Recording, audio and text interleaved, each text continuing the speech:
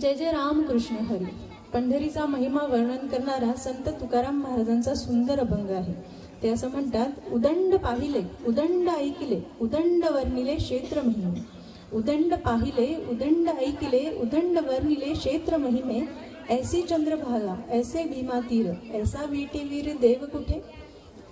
ऐसे संत जन ऐसे हरिदास ऐसा नाम घोष सांगा कोठे. तुका म्हणे आम्हा अनाथा कारणे तुका म्हणे आम्हा अनाथा कारणे पंढरी निर्माण केली देव.